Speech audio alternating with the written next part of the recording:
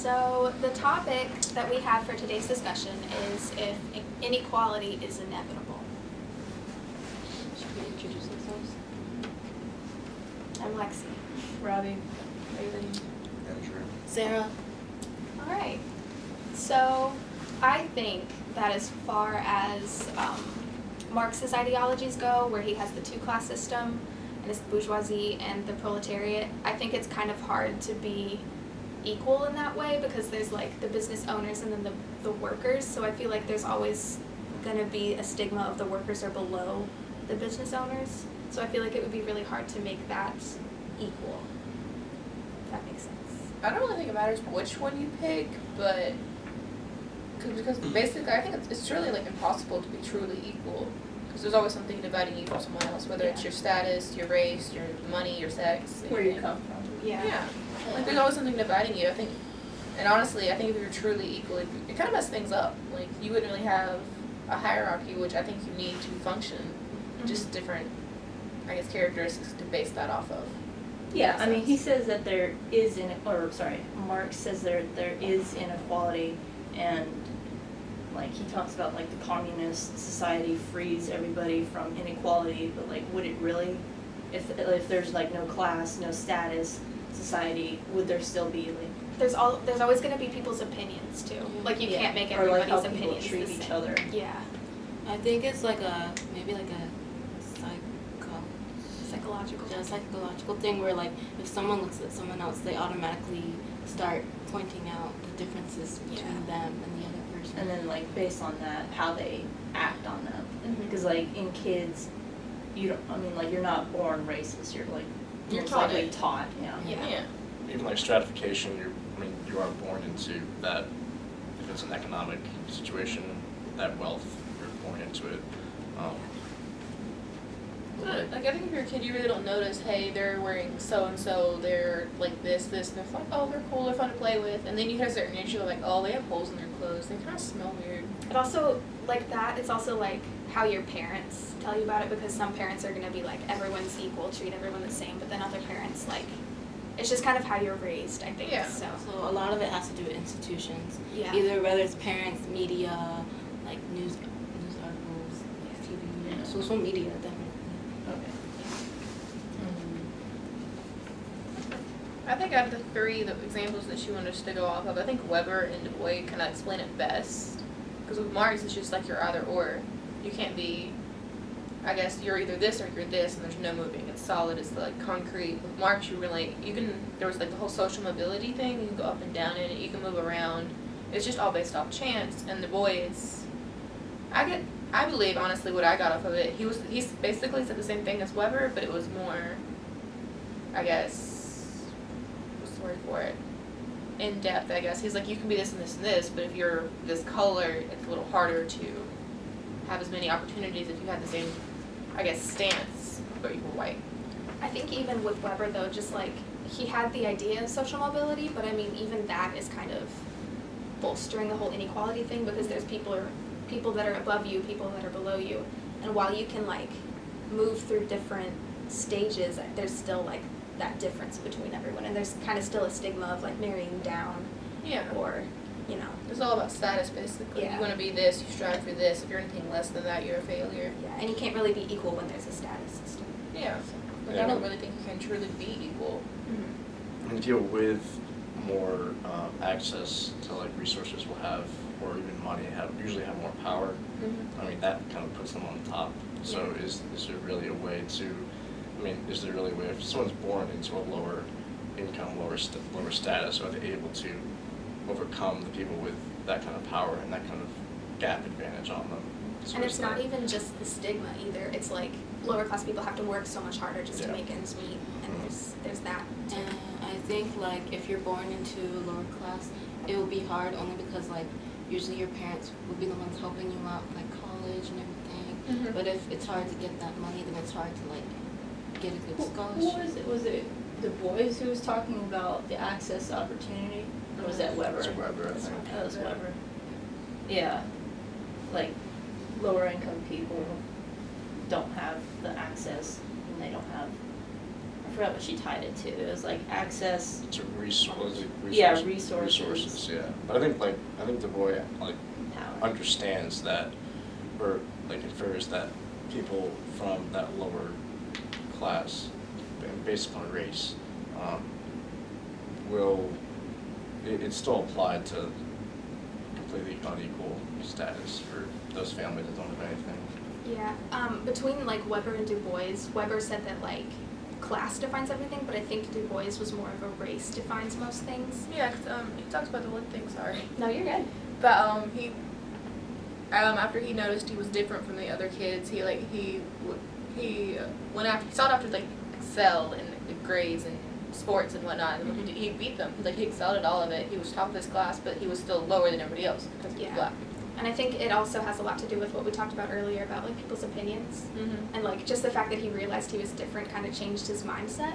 And it wasn't necessarily like other people, it was just kind of like how he thought about like society in general and how like people are different because they look different and stuff like that. Mm-hmm. But I think especially like the way you were raised has a really big impact on that, on like how you view other people who are different. And so, yeah.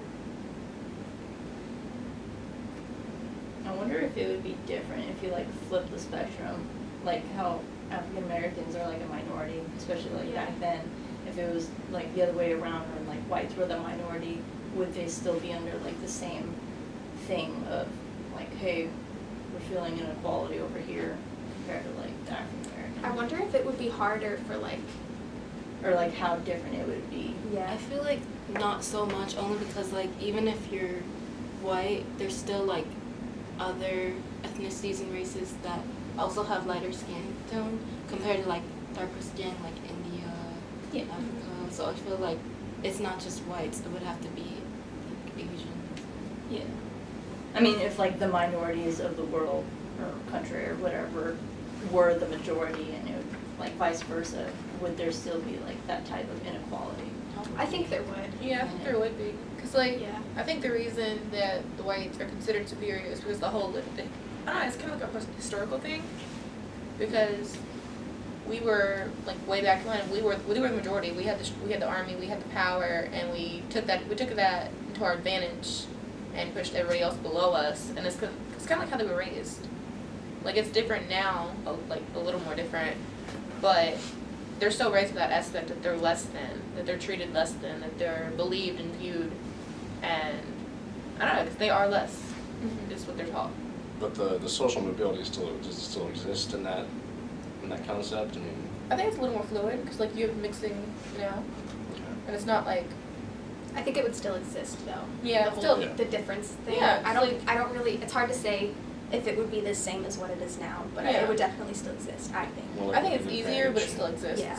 Because you see a mixed couple, and you're just kind of like, I don't know, some people Some old people. Oh. Yeah. Yeah, you see, Some I'm people not. are like don't No, want I'm not. races to mix because like people want them to stay there separate. Like not necessarily racism, but they want them to like keep Yeah. the separation, and then- that's definitely an And then inequality. it's also like if you see a mixed couple, it's like, oh, you notice it more compared to like Yeah. Yeah, it's like not as commonly Yeah. seen, but like obviously it happens. I think our generation's more accepting of it, so they're like, oh, cool. Yeah, And then it's just the 2018, older yeah. people, it's just Yeah. like, It's like seeing a white rabbit. Yeah. I feel like That's when how you I- when you see like a mixed couple in your neighborhood, they don't necessarily get like a bad stigma off the bat, but like I think the inequality comes in when like we notice it more than like Like Mhm. personal yeah. bias Yeah. or like And it's not necessarily like we have a bad or a good opinion. I think it's just like perception. that's not something that you see all the time. Yeah, so like that's not that's normal. like the inequality that You're like, oh, that's what she likes. I don't know if that's what you no like. wonder. so I think it's a little easier now for like the social mobility and to move within races, but it's still, you still have the what's the word for it? Still applied. Yeah, it's still applied, it's Yeah. just not as, I guess, abrupt or as aggressive as it was back then. Yeah. But it's still there, it still exists. Yeah. I feel like even with like advancements, like as time goes by, we'll get better, I think. I Like don't you think can it'll really ever go away. it though. won't go away. I don't think it'll ever go away. There's always gonna be somebody that has like a different opinion about another person. Like it's just kind of hardwired. I think what like the parents and whatnot are getting more, I guess, accepting of class and whatnot. You still have the kids that are raised by their grandparents that are just Yeah. like,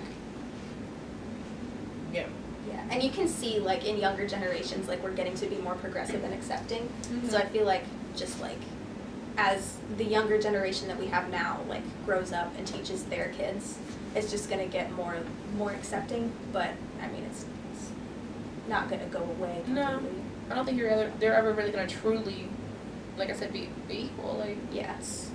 it'll get better, and I think it'll be easier, and it'll be slightly less aggressive in the stance, but it's never going to go away. I think even if we're not talking about race, there's always going to be inequality because Mhm. there's always going to be people that make more money than you. Mhm. There's going to be people that have to work less hard. Like things are given to them easier Yeah. and stuff like that. So there's always going to be that kind of inequality. You have the ones that work, and you have the ones that they live off like what's given to them. Yeah. Yeah, I mean, the institution of education is still, like, if we were to go back in time, let's say, like, mid-1900s, your level of education, or the style of education that was taught is obviously different from what it's taught now. So Mhm. those grandparents that don't agree, I guess you can still base that off of education, which is, like you said, our generation is totally different, and I guess more accepting of the institution of education, what we teach, what is taught, and what is accepted, even though inequality still exists, it will still exist. I mean, like, obviously, like, those harsher, more, like, less accepting generations are gonna die off anyway, and it's, like, really the next generation and then, like, the ones that follow, Yeah. like, if they wanna, like, continue that, or if they still view society, or, like, wanna act on those. This is a little bit off the rail, but like I was having a conversation with my dad about like the problems that we're facing today, like the acceptance of like homosexuals and stuff like that, and how like older generations don't accept it as much. And he said like he thinks the reason that they don't accept it is because like their generation didn't have that, like it wasn't It was a as hidden common a thing. thing. Yeah. So like I feel like as it becomes bigger, like It's taught, people like, are more to be comfortable. frowned upon. yeah, too. exactly. So I feel like as we said, the inequality is not going to go away, but like, Yeah. I really don't think it's been like an increase in things, but there was one chart that she showed us in class about how it was like the hierarchy of thing, and like the church was like just underneath it. So I think like in church you were taught that was wrong. So you're like, Yeah. let's hide it, let's not. And then as like the church's control like lessened over time, we were like, oh, I'm gay. yeah. You can't tell me what to do. I'm not gonna follow you. Mm-hmm. So Some churches even start to accept it, Yeah. support it, so. Progressive churches. But like basically, the opinions of the older generation really doesn't. you still have the older generation tends to be the one in power though. Like they're the Yeah. senates, they're the governors. They have that experience over everybody. So it's what their beliefs that are going out there that are I guess the basis for what we should believe in. What they want us to believe in. I feel like it still has like some influence, cause like, I don't know, say someone's grandma like doesn't like Indian dudes or whatever, and her granddaughter is dating an Indian dude but like doesn't wanna tell them. They're like, oh, well, we wanna talk about getting married and blah blah blah, and the grandma's like, no, hell no. Like, it might not instill like racism or like in the grandchild who like Yeah. is dating the Indian dude, but it like might push away like possible chances of like actually It kind of makes you ashamed almost, like not ashamed, but like ashamed to Like- talk about like, to like your you- grandparents or to your you family. don't commit to like Yeah. what you want just because of someone else's thing. Yeah. Well, I actually went through that. So like I don't think it really thinks it's a kind of embarrassment thing. It makes it hard to talk about. So like you kind of want to like keep Kind that of, like, conversation to the neglect it. side. Yeah. Like my grandfather, like my ex-boyfriend, I would talk about him, but I would never mention it to his skin color. So like the way I talked about him, he seemed like he was white. He was not. But my grandfather, had he found out, he would not. Probably would have disowned me, I feel. Yeah. He was that bad. Oh. Yeah. So I think it's kind of like a dilemma where it's like, do I listen to my heart of who I love, or should I listen to like my family? Because you put values to Yeah, like family status quo. And sometimes it's so much easier to listen to your family because like those are who you interact with every day, and those are the people that are like And your community and too. your community. Yeah. So Like it's your harder to do what community you status want when quo. everyone around you I think is it's like like against a it. strain on everything. Yeah. Kind of like reinforces the whole inequality. Like Yeah. if you don't want to go against the tide, then you're just gonna be like part of the current, Yeah. just continues the inequality. Yeah, I think it's like you want to go against it, but you don't want the backlash of going against it. Because there's a lot of backlash for going against some sort of, you know. It's kind of like my sister now, she went way against my parents' belief that like you're not allowed to live with someone you're not married to. So she like moved off with her boyfriend. And, like he also doesn't have an education, didn't graduate high school, whatever. And like my parents are really so strict about, oh, if you don't go to college or if you don't graduate or something, you're kind of less and you're unsuccessful.